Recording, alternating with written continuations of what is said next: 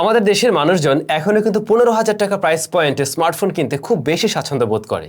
এই বাজেটটা বেশ সুন্দর একটা বাজেট, বাট রিসেন্টলি তেমন কোনো ডিভাইস বাংলাদেশে কিন্তু লঞ্চ হয়নি এরকম প্রাইস পয়েন্টে। কিন্তু হ্যাঁ, একটা ডিভাইস অবশ্যই এসেছে, এই যে টেকনো স্পার্ক 90। এটা নিয়ে অলরেডি আমাদের চ্যানেলে একটা ভিডিও দেওয়া হয়েছিল, অর্থাৎ আনবক্সিংয়ের ভিডিও দিয়েছিলাম আমরা। তো এই ডিভাইসটা ঠিক ওরকম প্রাইস পয়েন্টে এসেছে, 4GB 128GB ভ্যারিয়েন্ট আর কি, সেই সাথে 3GB মেমোরি ফিউশন টেকনোলজিও রয়েছে। তো এটার দামটা হলো 14,990 টাকা। আজকের ভিডিওতে আমরা আমাদের টেস্টিং রেজাল্টগুলো শেয়ার করব।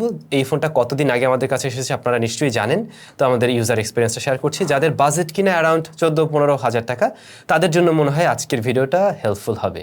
আমরা সবাই জানি রাইট নাও সব স্মার্টফোনের দাম বেড়ে আছে, ডলার রেট, ট্যাক্স সব কিছু বেড়ে গিয়ে এখন কিন্তু ফোনের দাম অনেক বেড়ে গেছে। সো আগের সাথে কম্পেয়ার করতে গেলে হয়তো আমরা তেমন কিছু পাবো না, তারপরেও কারেন্ট মার্কেটের সাথে কম্পেয়ার করতে গেলে এর অবস্থান কি থাকবে সেটাই জানবো আজকের ভিডিওতে। ডিজাইন অ্যান্ড বিল্ড কোয়ালিটি নিয়ে আমরা আগেও যদি আলোচনা করেছি, এটা মূলত ইউনিবডি ডিজাইনের ফোন, তবে এটা একদম স্কোয়ার বক্সি শেপের, চাইলে মনে হয় কষ্ট করলে দাঁড় করেও রাখা যাবে। রেয়ার প্যানেলটা ওই যে প্লাস্টিক, দেখতে গ্লাসের মতো লাগে, এতে প্রচুর পরিমাণে ফিঙ্গারপ্রিন্ট বসে যায়, আপনি কেস ব্যবহার করবেন, অন্যথায় স্ক্র্যাচও পড়তে পারে, আর ফিঙ্গারপ্রিন্ট তো বসবেই। পোর্টস অ্যান্ড বাটনে প্রয়োজনীয় সব কিছুই রয়েছে। সেকেন্ডারি নয়েজ ক্যান্সেলেশন মাইক এতে নেই। রাইট সাইডে যে হোম বাটন, সেটাই কিন্তু ফিজিক্যাল ফিঙ্গারপ্রিন্ট স্ক্যানার হিসেবে কাজ করবে এবং যা যথেষ্ট ফাস্ট অ্যান্ড একুরেট, বেশ ফাস্ট অ্যান্ড একুরেট। আর লেফট সাইডে আমরা পাবো সিম কার্ড স্লট, নিচে type C port, primary microphone, speaker grille এবং 3.5mm হেডফোন জ্যাক। এর ডিসপ্লেকে কোনো কিছু দিয়ে প্রোটেকশন করা হয়েছে কিনা সে ব্যাপারে আমরা কিছুই জানি না। আমি বলবো এটার সাথে আপনি অবশ্যই একটা প্রোটেক্টর ব্যবহার করুন। টেকনোর রিসেন্ট টাইমে যত স্মার্টফোন এসেছে বলা যায় প্রত্যেকটারই ডিজাইনের দিকে ভালো রকমেরই গুরুত্ব দেওয়া হয়েছে। এর রেয়ার প্যানেলটা দেখতে কিন্তু মোটেই তার ব্যতিক্রম না। রেয়ার প্যানেলের যে ক্যামেরা মডিউল, সেখানে দেখতে গেলে লাগবে মনে হয় 2টি সেন্সর আছে বড় বড়, কিন্তু মূলত এখানে 3টি সেন্সর, যদিও 2টিই কাজের। আচ্ছা, আমরা ডিসপ্লে সেকশনে আসছি। ডিসপ্লে সাইজ 6.6 ইঞ্চ, যা মূলত IPS LCD প্যানেল, তবে এখানে আপনি 90 Hz হাই রিফ্রেশ রেট পাবেন। আর এটা কিন্তু HD+ রেজুলেশনের। 15,000 টাকার একটা ফোন হিসাবে HD+ আমি মেনে নিতে পারছি, এবং এই মুহূর্তে তো অবশ্যই মেনে নিতে হচ্ছে। আর একটা ব্যাপার কি, এরকম বাজেট ফ্রেন্ডলি স্মার্টফোনে কিন্তু আমরা প্রসেসরটা একটু ছোট পাই, খুব একটা পাওয়ারফুল হয় না। সেই হিসাবে অবশ্যই HD+ রেজুলেশন ঠিকঠাক আছে। এই ডিসপ্লের PPI 266। ব্রাইটনেস ইনডোরের জন্য তো আমরা ঠিকঠাক বলবো, আউটডোরে শ্যাডো এরিয়াতেও ঠিকঠাক, কিন্তু একদম যখন ডিরেক্ট সানলাইট পড়ছিল তখন কিছুটা দেখতে কষ্ট হতে পারে, একটু আঁকাবাঁকা করে নিলে আপনি ঠিকই দেখতে পাবেন। টাচ রেসপন্স আমরা ভালো পেয়েছি, আর এই যে 90 হার্জের বিষয়টা, সেটা আমরা চেক করে দেখছিলাম, হ্যাঁ এখানে ঠিকঠাকভাবে পুশ করতে পারছে। ডিসপ্লের কালার নিয়ে বলতে গেলে আর 5টা IPS ডিসপ্লের মতোই কালার দিয়েছিল এই বাজেট রেঞ্জের, কম্পেয়ারেবল একদম। সাইড থেকে দেখতে গেলে আমরা নেগেটিভিটি পাইনি, কোনো ধরনের ইস্যু দেখা যায়নি, তবে কর্নারের থেকে লক্ষ্য করতে গেলে একটু আপনি ব্ল্যাক কালারটাকে শিফট করতে দেখবেন, যেটা সাধারণত IPS ডিসপ্লেতে আমরা দেখে থাকি। ডিসপ্লে চিন বেজেল একদমই এভারেজ, লোয়ার চিনটা আরেকটু ন্যারো রাখা গেলে দেখতে এই ডিসপ্লেটাই ভালো লাগতো। ইভেন ডিসপ্লেতে যদি পাঁচল কাট আউট দেওয়া হতো তাহলে ব্যাপারটা আরও জোস হতো। এখানে রয়েছে ওয়াটার ড্রপ নস, যেটা যুগের সাথে একটু বেমানান লাগে। তারপরেও সব কিছু মিলে ডিসপ্লেটা আপনি মেনে নিতে পারবেন আশা করছি। স্মার্টফোনটির রেয়ারে 3টি সেন্সর রয়েছে, 13 মেগাপিক্সেল মেইন, 2 মেগাপিক্সেলের ডেপথ সেন্সর এবং একটি AI শুটার। আর ফ্রন্ট ফেসিং ক্যামেরায় রয়েছে 32 মেগাপিক্সেলের শুটার। মানে এরকম সাধারণত সেটআপ দেখা যায় না, ফ্রন্ট ফেসিং ক্যামেরাটা বড়। যাই হোক, এর যে রেয়ারের মেইন শুটার 13 মেগাপিক্সেল, যা প্রপার লাইটিং কন্ডিশনে ভালো শার্পনেস ডিটেলসই ধরে রাখতে পারছিল, তবে ডাইনামিক রেঞ্জে একটু পিছিয়ে আছে। শ্যাডো ডিটেলসও মনে হলো কিছুটা কমতি রয়েছে এখানে। কালারের দিক থেকে আমরা লাল কালার এবং অরেঞ্জ কালার পেলে দেখলাম একটু বেশি বুস্ট আপ করে ফেলে, অন্য কালারগুলো মোটামুটি ন্যাচারালি রাখার ট্রাই করছে। আর শ্যাডো এরিয়াতে আসলে পরে একটু সফট হয়ে যাওয়ার প্রবণতা তৈরি হয়। ইভেন আমরা যদি লো লাইটে ছবি তুলতে যাই, নাইট মুডের ক্ষেত্রে আমরা বলবো ছবিটা আরেকটু বেটার আমি আশা করছিলাম। সেখানে ছবিগুলো সফট হয়ে যায়, নয়েজের দেখাও পাওয়া যায়, গ্রেনের দেখা পাওয়া যায়। আমি অবশ্যই নাইট মুডে আরেকটু বেটার ছবি এর থেকে আশা করছিলাম।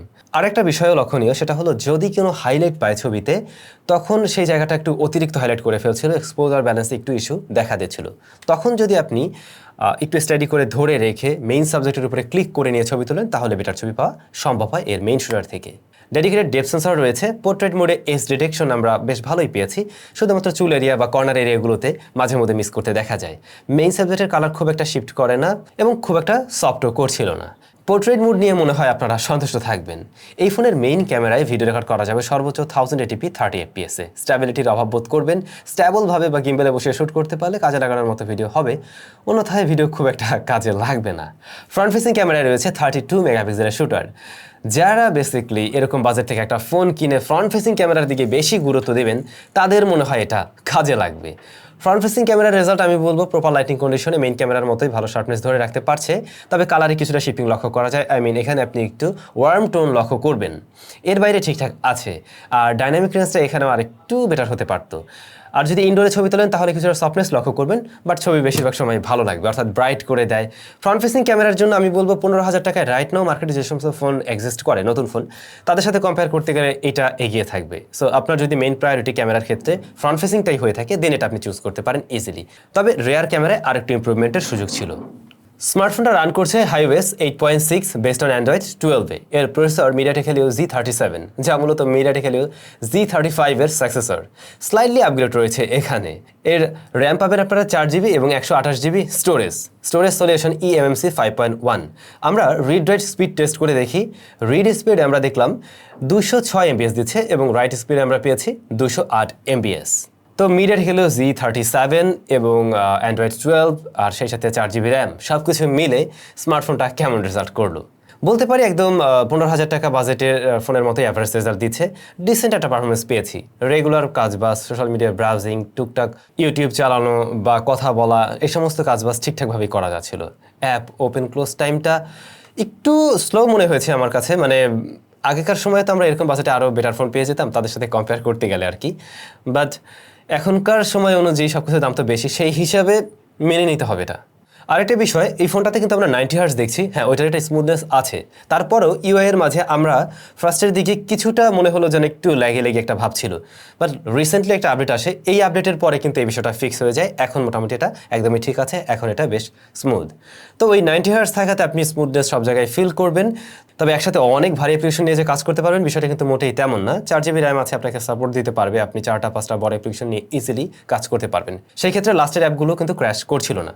এর বাইরে আমরা ইউআই এর মাঝে দেখব বেশ কিছু প্রিলোড অ্যাপস রয়েছে, ব্লোটার আছে আর কি, যেমন টিকটকের মতো অ্যাপস এখানে আছে, যেগুলোকে আপনি চাইলেই এখান থেকে দূর করে দিতে পারবেন অনায়াসে। তবে ইউআই এর মাঝে বেশ কিছু ফিচার রয়েছে, যেমন মাল্টি উইন্ডো, দেন অ্যাপ টুইন, এই ধরনের বিষয় কিন্তু থাকছে। এছাড়াও আরও অনেক ধরনের সুযোগ রয়েছে, যেমন আপনি চাইলে ডার্ক মোডে নিতে পারবেন, এই সমস্ত কিছু। আবার কেউ যদি গেমিংয়ের জন্য স্মার্টফোনকে চয়েস করতে চান, এর থেকে কিন্তু আপনি অনেক আহামরি গেমিং পাবেন না। বেসিক গেমিংয়ের জন্য এটা ঠিকঠাক আছে, ছোটোখাটো গেমগুলো ঠিকভাবে প্লে করা যায়। আমরা সিওডি, হ্যাঁ সেটা মোটামুটি প্লেয়াবল ছিল, মাঝে মধ্যে এখানেও ল্যাগ পেয়েছি, গ্রাফিক্স ততটা ভালো ছিল না আর কি। এর বাইরে ঠিক আছে, চলে। অ্যাশপালস 9, সেখানে শুরুর দিকে আমরা ভালো রকমেরই ল্যাগ পেয়েছি, পরবর্তী সময় মোটামুটি ঠিকঠাকভাবে চলছে। আর পাবজির ক্ষেত্রে আপনি যদি একদম লোয়ার সেটিংস, আসলে তো লোয়ার সেটিংসে সাপোর্ট করে এক প্রকার বলা যায়, তো তাতে করে মোটামুটি চলে। কিন্তু আমি বলবো এটা দিয়ে আসলে পাবজি খেলার মতো ফোন না, বা ওই ধরনের রেজাল্ট আপনি আশা করতেও পারেন না। তবে পাবজির তুলনায় ফ্রি ফায়ারে আমরা কিছুটা বেটার রেজাল্ট পেয়েছি। যদি আপনি মানে এই ধরনের গেম প্লে করতে চান দেন আমি বলবো এটা দিয়ে হ্যাঁ ফ্রি ফায়ার আপনি মোটামুটি খেলতে পারছেন। ব্যাটারি রয়েছে 5000 mAh এবং বক্স আপনি পাবেন 10 ওয়াটের চার্জার, যা দিয়ে এই ফোনকে চার্জ করতে বেশ সময় লেগে যায়, অনেক সময় 3 ঘন্টা প্লাসও লাগছিল। তো আসলে আমার মনে হয় অ্যাটলিস্ট এখানে 18 ওয়াটের চার্জার থাকা উচিত ছিল। 15,000 টাকার একটা ফোনে আমরা এরকমটা আশা করি, অ্যাটলিস্ট টেকনোর কাছ থেকে তো সেটা আশা করি। আর ব্যাকআপ আপনি একদিন চালাতে পারবেন, ইভেন 90 হার্টজ অন রেখেও। তবে একদম যদি হেভি ইউজার হয়ে থাকেন, সারাদিন শুধু ভিডিও দেখেন, সেই ক্ষেত্রে অবশ্য দিন শেষে একবার চার্জ করতে হতে পারে। ফোনটিতে বটম ফায়ারিং সিঙ্গেল স্পিকার রয়েছে, লাউডনেস ঠিক আছে, তবে ফুল ভলিউমে এর থেকে ডিস্টরশন পাওয়া যায় কিছু সাউন্ডে, একটু কমিয়ে নিলে মোটামুটি সাউন্ড ওকে, সাউন্ডটা ক্লিন আছে, তবে বেজের একটু ঘাটতি মনে হয়েছে। বাট ফোনের সাউন্ড তো এ দিয়ে চালিয়ে নেওয়ার মতোই। আর এয়ারপিসের সাউন্ড হ্যাঁ সেটাও ঠিকঠাক আমরা পেয়েছি। নেটওয়ার্ক কানেক্টিভিটিতে কোনো ইস্যু পাওয়া যায়নি বোথ কানেকশনে। এই ছিল স্মার্টফোন। এখন যদি আমরা একবার ভালো দিক খারাপ দিক আলাদা করে ফেলি 15,000 টাকার ফোন হিসাবে, তাহলে বুঝতে আরেকটু সুবিধা হবে। ফার্স্টেই যে বিষয়গুলোতে আমরা কমতি পেয়েছি, ডিসপ্লেটা সুন্দর, ডিসপ্লেটা IPS LCD প্যানেল, তাতে সমস্যা নেই। তবে যদি ওয়াটার ড্রপ নস না হয়ে একটা পাঁচল কাট আউট হতো, দেখতে আরও বেশি চমৎকার লাগতো। দেন এইটার যে ক্যামেরা, রেয়ারের মেইন শুটার, সেখানে আরেকটু ইমপ্রুভমেন্টের সুযোগ ছিল। তারপরে এইটার পারফরমেন্স সেকশন, যদিও এই মুহূর্তে প্রসেসরের দাম অনেক বেশি, শর্টেজ চলছে আপনারা জানেন, ডলার রেট, সব কিছু মিলে আসলে মানে দেওয়াটা হয়তো সম্ভব না। তারপরেও আমাদের তো ইচ্ছা থাকে আর একটু বেটার কিছু থাকবে এর মাঝে, আমরা আশা করতেই পারি। সেই জায়গা থেকে যদি ওরকম বেটার কিছু থাকতো, আর একটু বেটার কিছু, তাহলে ডেফিনেটলি এই প্যাকেজটা আরও বেশি জোস হতে পারতো। এবারে ভালো দিকের মধ্যে খুবই গুড লুকিংয়ের একটা স্মার্টফোন, হ্যাঁ খুবই গুড লুকিংয়ের স্মার্টফোন, হাতে দেখলে মোটেই মনে হবে না এই ফোনটা 15,000 টাকার, একটু দামি ফোনের সাথে কম্পারেবল। দেন ডিসপ্লেটা IPS LCD প্যানেল হলেও এর কোয়ালিটি ভালো আছে এবং আপনি এখানে 90 হার্টজ ঠিকঠাকভাবে পাবেন। তারপরে এটার যে ফ্রন্ট ফেসিং ক্যামেরা, বিশেষ করে যারা ফ্রন্ট ফেসিং ক্যামেরা লাভার আর কি, তাদের কাছে অবশ্যই ভালো লাগবে। দেন এটার ব্যাটারি ব্যাকআপ সেটাও আমরা ভালো পেয়েছি কিন্তু। আর পারফরমেন্স সেটা এখন ওই যে মেনে নিতে হবে, আর কিছু করার নেই।